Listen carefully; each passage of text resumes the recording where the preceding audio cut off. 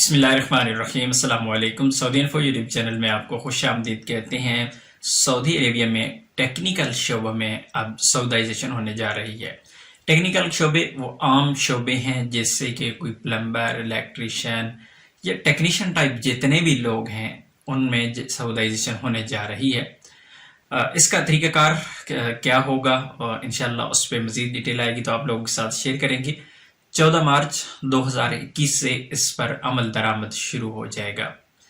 3% Saudisation کی جا رہی ہے۔ اگر کسی کے پاس، کسی بھی کمپنی کے پاس، کسی بھی مؤسسہ کے پاس اگر 100 لوگ کام کرتے ہیں تو ان میں 3 لوگ اس شعبے میں ان کے پاس ہونا ضروری ہوں گے۔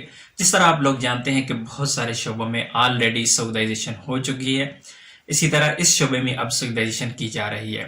اس سے پہلے جو سعودائزیشن سب سے پہلے کی گئی تھی وہ کی گئی تھی گورنمنٹ کے اداروں میں۔ جتنے بھی گورنمنٹ کے اداروں میں غیر ملکی لوگ کام کرتے تھے وہاں پر سعودائزیشن کی گئی، اور پھر وہاں سے ایون کہ بہت سارے ایسے ادارے جن میں غیر ملکی بالکل ختم ہو چکے ہیں، اس وقت صرف اور صرف سعودی شہری ہیں۔ تو اسی طرح موبائل کے شعبے میں بھی اس کو سعودائزیشن کی گئی۔ موبائل کے شعبے میں سٹیپ بائی سٹیپ سعودائزیشن کی گئی اور اب 100% تک سعودائزیشن ہو چکی ہے۔ اب تمام کے تمام جو اس شعبے سے لوگ ہیں وہ سعودی ہی ہیں۔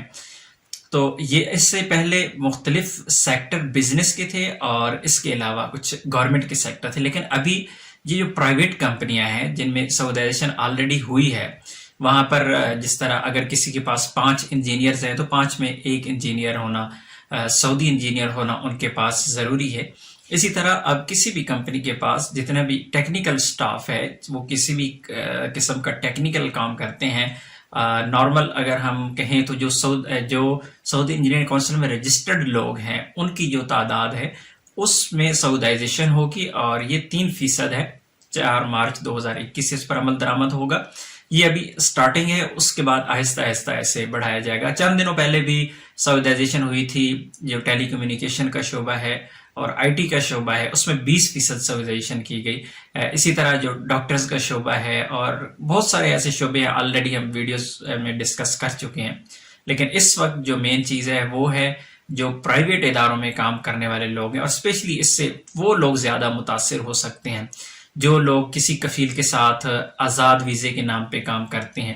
کفیل نے کوئی اپنا مؤسسہ رجسٹرڈ کروا رکھا ہے، کوئی اپنی کمپنی رجسٹرڈ کروا رکھی ہے، کوئی بھی اپنا ادارہ رجسٹرڈ کروا رکھا ہے، لیکن اس کے پاس کام کرنے والے 2-3 لوگ ہیں اور وہ لوگ اس کے پاس کام کرتے ہیں۔ پھر جو اس شعبے میں اس کے علاوہ اس کے پاس کوئی پرسنل ملازمین ہیں جو اسی ادارے کے نام پر ہوتے ہیں۔ آپ لوگ اگر آزاد ویزا پہ کام کرتے ہیں تو آپ بخوبی ان چیزوں سے واقف ہوں گے کہ کس طرح کفیل ایک ہی مؤسسے کے ساتھ کتنے لوگوں کو لنک کرتے ہیں اور پھر وہ لوگ اپنے اپنے کام کرتے ہیں۔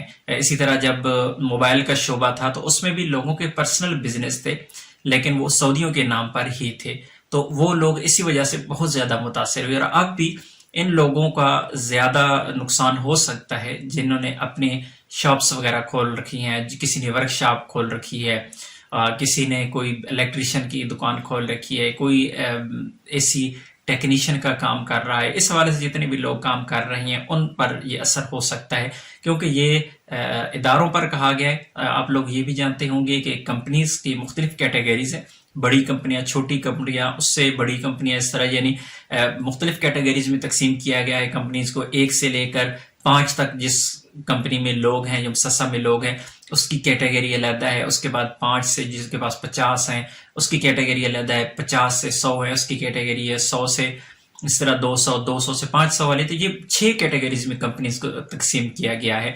تو ان کے لیے پھر لمیٹیشنز بھی رکھی گئی ہیں کہ اگر ان کے پاس اتنے لوگ سعودی کام کرتے ہوں گے تو وہ اس حساب سے ان کا جو نطاقات پروگرام ہے، گرین ہے کمپنی، ریڈ ہے، یا ابھی جو ریڈ کے بعد یلو کا پہلے آپشن دیا جاتا تھا اسے عارضی طور پہ ختم بھی کیا گیا، اس کیٹیگری کو گرین کو لو گرین کر دیا گیا اور گرین کو فل گرین، اسی طرح پلاٹینیم۔